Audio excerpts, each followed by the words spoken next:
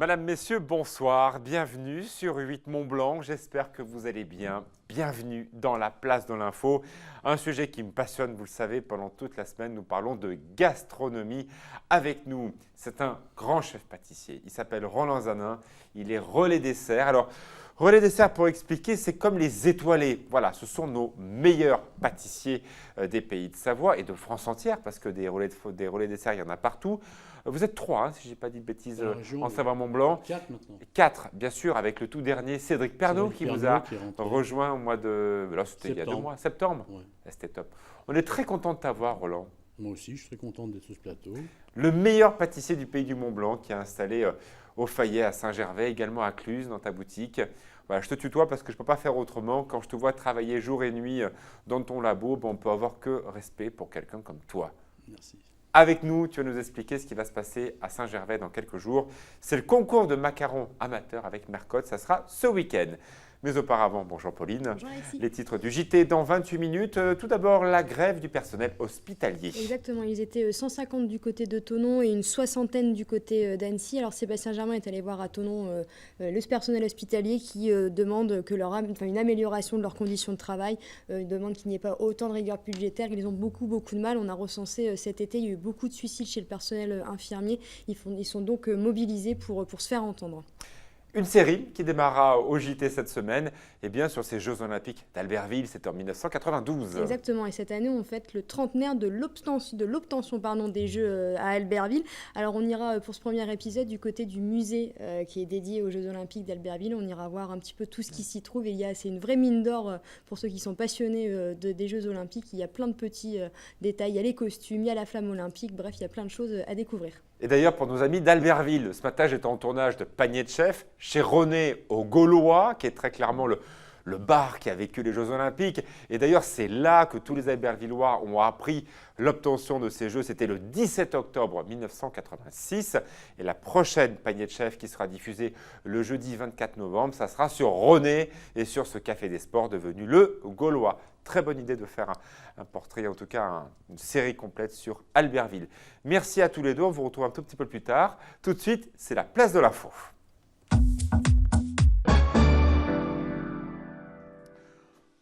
Mon premier invité, vous le connaissez, il s'appelle Thierry Paulme. Il est notre chef d'antenne, passionné de météo. Bien sûr, si Thierry est là, c'est qu'on va faire un point complet sur cette première offensive de l'hiver.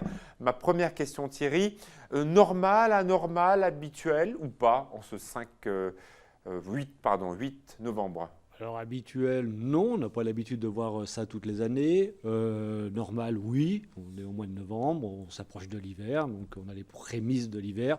Alors plus ou moins marquées suivant les moments, mais là il se trouve que c'est très humide, avec des perturbations très actives, donc ça va donner pas mal de neige ces prochains jours. Alors on va d'abord faire un point météo avant de se balader pour voir ce qu'il est tombé station par station. Tout d'abord, la météo pour demain, Thierry.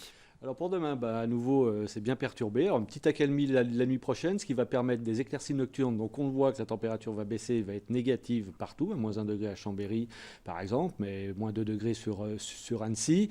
Ensuite, on va avoir une nouvelle zone de pluie qui devrait nous intéresser dans le courant de la matinée. Donc les températures seront déjà revenues positives avant que la pluie arrive. Donc du coup, il pleuvra en plaine, il neigera en montagne. Limite de neige qui commencera à 800 mètres, mais s'élèvera un petit peu à 1000 mètres. Et ensuite, l'après-midi, ces pluies vont se renforcer. Il va beaucoup neiger au-dessus de 1000 mètres. D'accord. Et donc, pour cette fin de semaine, on est plutôt vers un redoux, c'est ça? Alors, on est sur un redoux sur les prochains jours. Alors, ce sera vraiment sensible ce week-end, plutôt sur la fin de semaine, on va dire à partir de samedi, où là, vraiment, les températures vont remonter. Du coup, la limite pluie-neige va remonter aussi temporairement, parce qu'elle redescendra derrière, mais elle remontera temporairement samedi, au-delà de 2000 neiger mètres. à partir de lundi dans les stations. Alors après, ça rebaissera 1500 mètres pour dimanche. Et après, le début de semaine prochaine, c'est un peu moins sûr. Peut-être une petite accalmie qui se dessine. Voilà. Et après, on devrait rester globalement dans un air plutôt, je dirais pas froid, mais propice, frais, propice à des chutes de neige qui vont fluctuer un petit peu en cette période. C'est la période, voilà. Quoi qu'il en soit. Alors, quant aux ouvertures de pistes, vous êtes très nombreux à nous poser la question. Donc, ce week-end, évidemment, Tignes est ouverte.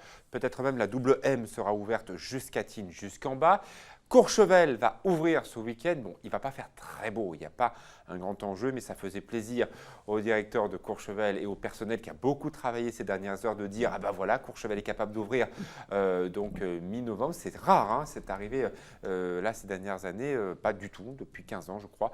Donc bravo en tout cas au personnel. On va faire un petit tour, donc massif par massif, pour voir déjà ce qu'il est tombé. Nous enregistrons cette émission, nous sommes aujourd'hui mardi en fin d'après-midi, donc bien sûr ça peut évoluer dans les prochaines heures. Allez, on fait un tour. D'abord, nous allons à Saint-Gervais, la station de Roland-Zanin qui va nous retrouver dans quelques instants. Nous sommes au Bétais. Thierry, on est à 1400 mètres d'altitude. On le voit, hein, la neige ne tient même pas sur les pare-brises, donc on est à peu près à 10 cm de neige, c'est ça? Oui, on a à peu près ça. Neige plutôt humide, hein, ça se oui, voit. voilà, neige humide. Hein, les sols ne sont pas encore très chauds, donc c'est pour ça que ça ne tient pas trop non plus. Ils ne sont pas encore très froids, pardon. C'est pour ça que ça ne tient pas Et trop. d'ailleurs, on a toujours un petit test entre nous, c'est de regarder toujours les sapins. Si les sapins conservent la neige qu'il n'y a pas sur les voitures, c'est que le sol est plus chaud que la température dans les sapins. Voilà. Donc c'est pour ça que les sapins restent blancs. Exactement. Deuxième webcam, direction la Savoie, la Tarentaise. Pour Saint-Maurice, on est à 850 mètres d'altitude, mais là nous sommes à 1800. Je reconnais les immeubles de la Cachette, on est à 1800 mètres d'altitude. Là il neigeait, c'était vers 15 heures. Bon, la neige, là aussi, on en voit un petit peu sur les pneus, on en voit un petit peu sur les balcons, à peu près 10 cm aussi, un peu plus, à peine plus. Oui, c'est difficile à dire là, mais oui, dans ces eaux-là, la bonne nouvelle, c'est qu'il y ait de la neige déjà. Oui, bien sûr, ce n'est Hein? pas tout le temps le cas. Voilà. Nous allons en Haute-Savoie, à Chamonix. Chamonix, 1035 mètres d'altitude. Alors, c'est vrai qu'il n'a pas neigé toute la journée. Hein. En ce mardi, c'était un peu comme ça pris. On voit la mer de nuages aux alentours de 1700 mètres d'altitude. Voilà, à 1000 mètres, la neige avait quand même du mal à tenir. Hein. Ça va un petit peu de mal. Hein. D'ailleurs, il a neigé également ce matin sur Annecy. Oui, hein. sur Annecy. Voilà, ça n'a pas tenu du tout, évidemment. Mais voilà, c'est encore un peu de mal au-dessous de 1000 mètres à tenir. Ouais. Direction la vallée d'Abondance et Châtel, l'un des plus beaux villages de Haute-Savoie. Là, il y a plus de neige. Hein, et on voit bien, la neige, elle a bien tenu sur les sapins. On en voit aussi au niveau de l'église. On annonce 17 cm à Châtel. Donc, un peu plus sur la partie nord de la Haute-Savoie. Oui, globalement, ils vont être un peu plus servis ces prochains jours également au niveau de la neige. Pourquoi? Parce que les perturbations arrivent dans des courants favorables à Abondance. Voilà, c'est ça. Ouais. Donc du coup, oui, ils vont être favorisés du côté d'Avoria, Châtel, tout ça, vont être bien favorisés par. Alors ça ne veut pas dire que les autres ne le seront pas. Hein, Mais bon, ils auront un peu plus. En tout cas, pour l'instant, c'est la photo qui montre qu'il y a le plus neigé pour l'instant à Châtel de tout ce qu'on a vu. Prochaine webcam, direction Tarentaise, direction la magnifique station de Méribel. Méribel, voilà, là on est à 1400 mètres d'altitude. C'est un peu la même chose hein, qu'à Saint-Gervais. On voit, voilà, c'est à peu près la même neige. Hein. On a 1400 mètres d'altitude à Saint-Gervais comme à Méribel. Voilà, donc C'est ça veut blanc. dire que c'est assez uniforme sur l'ensemble des deux départements, c'est bien. Chose importante, on les voit, hein, ces enneigeurs, hein, il y en a beaucoup à Saint-Gervais, il y en a aussi à Méribel. Est-ce qu'il sera possible de produire de la neige de culture dans les prochaines nuits? Oui, les prochaines nuits, oui, parce que notamment la nuit prochaine, ça va se dégager, donc il va faire très froid en montagne. On attend jusqu'à moins 10 degrés à 1500 Ah mètres oui, quand même. ça c'est intéressant pour les canons. Voilà, donc là ils vont pouvoir les utiliser. Ce sera un peu moins vrai ce week-end, mais bon, ce sera que provisoire, donc je pense que globalement, Pour faire une sous-couche, c'est plutôt une bonne nouvelle. c'est pas mal. Nous remontons en Haute-Tarentaise, dans la station de Val d'Isère. Le village est à 1800 mètres d'altitude, 1850 mètres très exactement. Là aussi, il a neige sur les mélèzes, hein, qui n'ont pas encore perdu totalement leurs épines. On voit d'ailleurs quelques éclaircies à Val d'Isère aujourd'hui. Voilà, écoutez, voilà, je ne le savais pas, mais là je l'apprends, c'est très bien. Voilà. Nous partons dans le Beaufortin, la station des Saisies, qui est traditionnellement très enneigée, 1600 mètres d'altitude, il y a même du brouillard. Pareil, il n'y a pas encore assez pour ouvrir, mais c'est déjà blanc. Hein. Mais oui, c'est la bonne nouvelle. Et là, c'est rien, vraiment, il devrait beaucoup neiger entre mercredi et jeudi. D'accord, donc presque de quoi ouvrir. Alors, il va beaucoup neiger, donc ça va demander beaucoup de boulot quand même pour tout préparer.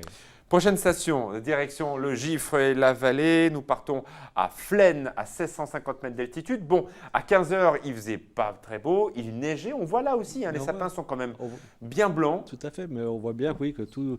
Oui, voilà, ça fait partie des stations qui vont être favorisées. Avoria, Flaine. Oui, plutôt le nord de la Haute-Savoie. Châtel, voilà, le nord de la Haute-Savoie sont déjà favorisés, devraient l'être encore ces prochains jours. Après, bon, la différence ne sera pas flagrante parce qu'il y aura beaucoup de neige. Donc, du coup, il faut vraiment aller mesurer pour voir la différence. Mais... Chose importante, jusqu'à maintenant, hein, on n'est pas monté trop en altitude. Hein, on s'est arrêté à 1400 mètres d'altitude. Bon, les conditions de circulation, tout va bien. On était un peu inquiets fin de semaine dernière. Oui, c'est sûr, si vous montez en montagne, vous prévoyez plutôt des équipements spéciaux. Mais quand on voit à 1400 mètres d'altitude que la neige ne tient pas sur la route, il n'y a pas d'urgence là, pour l'instant. faut rester prudent. Il faut rester prudent. Alors, en région de plaine, il n'y a aucun souci. On n'attend vraiment pas de neige jusqu'au week-end. Donc, c'est au-dessus de 1000 Après, mètres. au-dessus de 1000 mètres, il va quand même falloir s'équiper. Le froid va s'installer, donc ça va être de plus en plus froid. Les sols vont être de plus en plus froids. Eh oui, donc la neige fondra moins. Voilà, la neige va moins fondre. Nous allons monter plus haut pour voir s'il a neigé plus haut. Direction donc les stations de Savoie et tout d'abord la station de la Plagne. On est à 2100 mètres d'altitude. Alors on les voit, donc les quelques végétations sont déjà bien couvertes. Là on est à 2100 mètres d'altitude. C'est blanc, pas beaucoup plus blanc que les stations de Haute-Savoie 1400. 15 cm de neige à peu près, grosso modo. Oui, ça reste, C'est à peine plus. C'est à peine plus. Tignes, alors il faut quand même le rappeler, au sommet de Tignes, il y a aussi un glacier. C'était déjà largement skiable le week-end dernier. Là, nous sommes, à mon avis, en Haute-Tauvière. Oui, voilà, on voit bien Val d'Isère d'un côté et Tignes de l'autre. À 15 h, il neigeait, il y avait du vent. On voit bien que la neige a été accumulée un peu par paquet. Oui, c'est ça. Absolument. Et vous voulez que je vous dise quoi? Et bien, il va continuer de neiger à Tignes, parce qu'attention, Oui. Tignes, ce n'est pas le même problème. Tignes, ils annoncent comme chaque année leur ouverture le dernier week-end du mois de novembre. Donc, on pourrait dire que l'espace Kili pourrait ouvrir dans 15 jours. Ben écoutez, ça ne dépend que d'eux, parce que la neige, ils en auront. Après, D'accord. Oui, ils pourraient. Donc, il pourrait ouvrir. Et donc, la dernière station qu'on va voir, c'est une station qui a annoncé son ouverture le 3e week-end, comme chaque année, d'ailleurs, du mois de novembre. C'est la station de Val Thorens, à 2300 mètres d'altitude. Alors, eux ont annoncé 23 cm dans la station et 50 cm à Péclé. Là, on était à 15 h. Bon, pas mal de brouillard, mais on voit quand même qu'il commence à y avoir une couche sur les toits. Donc, 30-40 cm. Ça commence à être pas mal, là. Ouais, bah Là, oui, ça on est commence plus haut. Oui, on est plus haut, on est nettement plus haut. Et là, du coup, pour le coup, à ces altitudes-là, ils vont vraiment être gâtés parce que la limite neige ne descendra Ça va rester que de la neige. Ça va rester que de la neige jusqu'au début de semaine prochaine. Donc, Ma toute dernière question, Thierry, il y a un dicton qui dit neige en novembre, neige en décembre. Non, neige en décembre. Vous en pensez quoi? Écoutez. J'ai fait exprès d'aller trouver ça dans l'almanach du Vieux-Savoyard. Ouais, c'est bien. Est-ce que cette neige précoce est un signe d'un hiver froid ou on ne sait pas? Non. Alors, vous connaissez Il aime pas mon point de vue sur les prévisions prévisions à long terme ou même à moyen terme.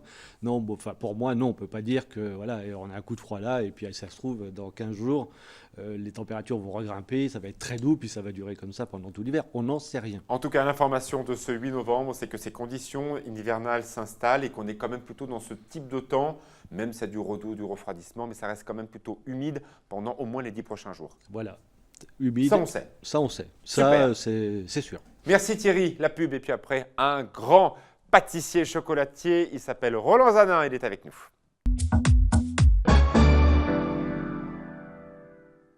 Il est avec nous, Roland Zanin est un grand chef pâtissier, chocolatier, on le découvre dans même pas une minute.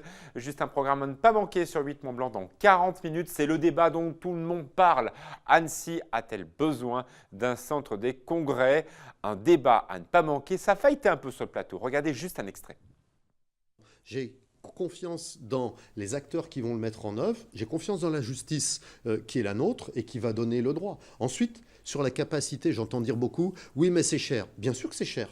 L'endroit mérite de la haute qualité. L'endroit mérite que l'on fasse les choses de manière correcte. L'agglomération a les moyens d'investir et préserver et développer plus de 900 emplois induits, ça mérite bien ça. C'est pas plus cher qu'une zone d'activité économique. 900 emplois induits, je rappelle à chaque fois qu'à Angers, qui a fait une étude très poussée pour savoir s'ils refaisaient un centre de congrès, eux, ils arrivaient à 108 emplois induits. De 108 à 900, nous ne sommes pas à Angers, nous avons la chance d'être au bord du lac le plus pur d'Europe. C'est une chance. 108, 900, ça me paraît beaucoup. Faites votre avis, donc débattez-vous, ne manquez pas cette émission dans 40 minutes. Nous sommes avec Roland Zanin. Alors merci d'abord pour toutes ces créations.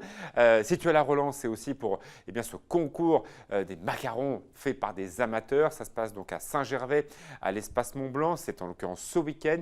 C'est samedi. Donc c'est un moment toujours très sympa avec une finale française. Une étape très importante chez nous, il y en a deux dans les pays de Savoie. Il y a Saint-Gervais et également Val d'Isère, ça sera donc le 12 mars prochain. Quel est le profil des personnes qui viennent concourir à Saint-Gervais chez toi? Ce sont de vrais amateurs, des gens qui sont des passionnés du macaron et qui fabriquent ça chez eux. Donc ils fabriquent leurs macarons à la maison et après moultes essais, ils décident de s'inscrire En principe, ils prennent l'idée de s'inscrire à partir du mois de juillet-août, le temps de cogiter. Pour réfléchir, les idées. Voilà, Bon, voilà. alors c'est sûr, on l'a vu sur le carton d'invitation, il y a une personnalité emblématique du macaron, en plus qui est savoyarde, qui est de Chambéry. C'est Mercotte qui préside le jury, La marraine. qui sera donc à Saint-Gervais, comme chaque année, elle vient à chaque fois. C'est vrai que voilà, tout ce mouvement de cuisine fait à la maison progresse énormément. Est-ce que parfois il t'arrive, toi, de te dire, tiens, j'ai trouvé cette idée très intéressante de Très cette souvent. amatrice et je ferai pareil à la maison? Très souvent. Ouais. Bah, le faire T'as à la l'exemple maison, oui, pour moi, oui, chez moi. Et pour les clients? Mais le faire compliqué, parce que bien souvent, c'est des macarons qui sont très élaborés au niveau décoration. Et nous, on les fait en quantité, on ne pourrait pas les faire comme ça. Alors généralement, ces Ouais. amateurs t'étonnent sur le goût ou sur la présentation? Les deux. Les deux. Les Ah deux. ouais. Et la recherche également du parfum intérieur du macaron. Et ça, des fois, c'est bluffant. Hein. Le macaron, c'est beaucoup de travail. On le voit bien. On a la chance et tu as amené de très belles créations donc, de ton labo. Tu es installé donc à Saint-Gervais également, à Cluses. On voit donc ce macaron qui est… Alors, je n'ai pas dit passer de mode parce qu'il est toujours à la mode, mais il y a des petites pièces qui commencent comme ça à prendre un petit peu des parts de marché au macaron. Je pense aux financiers, je pense aux petites chouquettes, je pense également aussi à d'autres créations qui… Les madeleines, on a beaucoup parlé des madeleines ces Les dernières madeleines, ça années. fait des années que ça existe, Ouais. les financiers aussi. Ouais. Tu n'as pas l'impression que le macaron est en train de prendre un peu un virage? Non. D'accord. Moi, quand j'ai commencé, on m'a dit les macarons, on est au bout, ça va redescendre. Ouais. Et puis finalement. Les macarons Ça fait salés, que ça monter. t'intéresse ou pour toi, ça reste principalement un dessert? Alors, le macaron salé, ça peut être sympa, mais moi, le mariage est difficile du salé et du sucré sur un macaron. Sur une coque, ça sera toujours sucré, Ouais, quoi qu'il plus en ou soit. moins. Voilà, donc voilà. Ton Mais on peut- préféré, on c'est peut. lequel? Caramel beurre salé, moi. Tu l'as là? Oui, il est là. C'est celui que tu préfères. Mais moi, j'aime tout. C'est bien mon problème, d'ailleurs. Tu vois. Tu manges des gâteaux? Énormément. C'est vrai? Ouais. Alors, tu les manges finis ou tu les manges en les testant dans ton laboratoire avec tes À équipiers? tout moment. À À tout tout moment. moment de la fabrication. À chaque fois qu'on fait une crème, c'est moi que je goûte les crèmes pour savoir où elles en sont, leur texture et ça. Et après, surtout, comme on a beaucoup de jeunes, Oui, tu as beaucoup de passionnés. J'étais étonné en visitant ton laboratoire. D'ailleurs, on fera très prochainement un panier de chef sur toi.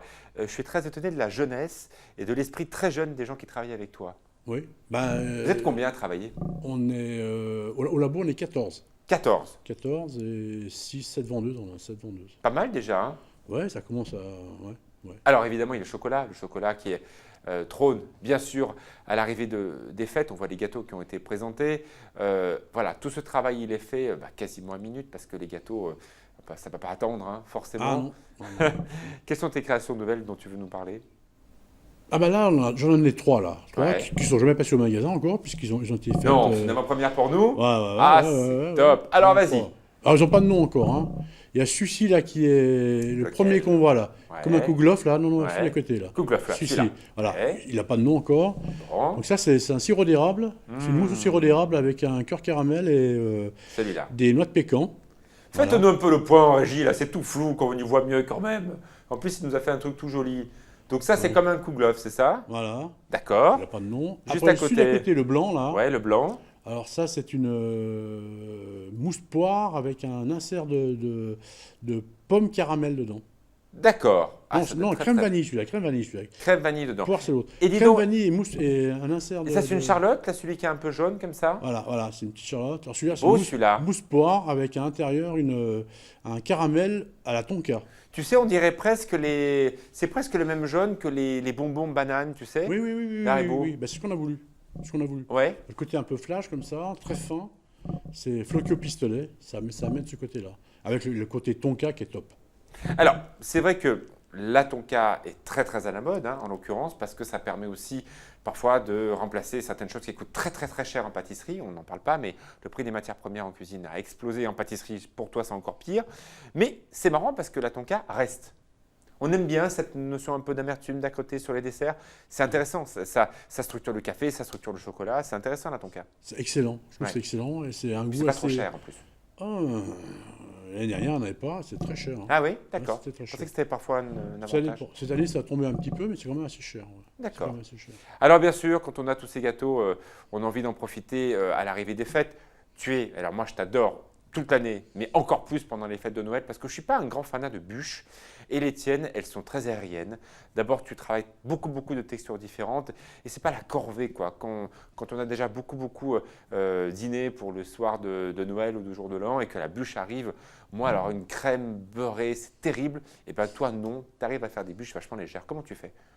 Alors nous, on essaye depuis des années de désucrer au maximum. Ah ouais, De- franchement, c'est voilà. top ça. Et de travailler les textures en mettant le moins possible de produits gélifiants dedans. D'accord. On essaie d'abord de travailler de plus en plus avec de la gélatine de poisson Mhm.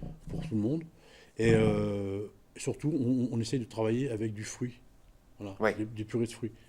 Et on n'hésite pas à mettre du fruit dedans pour On que ça... explique aux téléspectateurs, la gélatine de poisson, qui est un bon moyen de pouvoir retravailler des produits, c'est pas bio mais pas loin, parce qu'on est vraiment dans des textures alimentaires qui sont parfaites, Parfait. et ça permet de rajouter de la gelée, du conservateur et de l'acidifiant, qui sont aujourd'hui très clairement visés comme étant potentiellement dangereux pour la santé. Donc c'est pour ça que tu as changé, en l'occurrence, cette structuration de gâteau.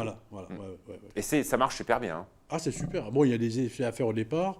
Ça a tendance un peu à couler plus vite, mais après, une fois qu'on a structuré, ça marche bien. Ça marche D'accord. bien. Tu sors quoi actuellement? Tu crées quoi? Quels sont les dessins que tu inventes? Le dessert de demain, ça sera quoi chez toi? De demain, Ah, on va dire l'an prochain. ouais, là, actuellement, je travaille sur un produit qui sera destiné aux touristes. Ouais. Voilà. Un truc pour eux. Voilà. C'est aux touristes qui aura un souvenir de chez nous quand ils repartent chez eux. Voilà. C'est très sympa. Ça. C'est ce qu'on avait parlé l'année dernière. Ah, une petite idée tous les deux comme ça en laboratoire, au petit café, Voilà. en mangeant des gâteaux. Bah écoute, volontiers, on en parlera ensemble dans Panier de Chef. Et puis moi, voilà, j'ai un grand coup de cœur pour toi parce que dans tes boutiques, aussi bien à Cluse qu'à Saint-Gervais, il y a énormément de touristes, bien sûr, mais de gens du pays qui viennent chez toi. Et ça, c'est un vrai plaisir de croiser des gens qu'on connaît et des gens qui ont envie de manger des bons gâteaux, parfois quand même moins chers qu'en station. Oui, ben, en dessous. Hein. En Donc dessous. c'est aussi un avantage. Bah, c'est un avantage. Je le dis, hein, je ne l'ai pas dit trop fort, mais quand on a la chance d'avoir le meilleur chocolatier pâtissier à 10 minutes des principales stations du pays du Mont-Blanc, pourquoi vous allez ailleurs? J'ai rien dit. Non. Merci beaucoup, Roland. Merci. Alors, le rendez-vous public, hein, c'est le concours du macaron amateur. C'est à Saint-Gervais, c'est à l'espace Mont-Blanc. Ça sera donc samedi toute l'après-midi avec donc Mercotte. Vous allez pouvoir faire des photos. Ne faites pas des selfies. Elle a horreur de ça, Mercotte. Par contre, une photo, un autographe, il n'y a aucun problème. Elle adore vous expliquer sa passion pour ces gâteaux. Et en plus, vous allez pouvoir aussi goûter, parce que chaque année, tu nous fais l'amitié pendant la remise des prix d'amener plein de choses à toi. On fait Donc, les goûter. gens qui sont là Voilà. pourront goûter tes gâteaux que tu offres très gentiment aux gens qui seront Voilà. à Saint-Gervais samedi. Voilà. Et cette année aussi, on l'a déjà fait l'année dernière, on fait un petit stand pour les enfants. Ah, sympa. Et on vient avec des coques vides, on vient avec des poches et on leur fait garnir des Ah, macarons. c'est sympa, bonne et idée. ils repartent avec. Voilà. Top, bravo. Voilà.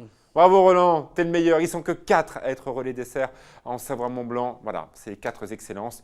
Et t'es avec nous, on est ravis. Tout de suite, la météo Thierry Polm et Pauline Courceau pour le JT.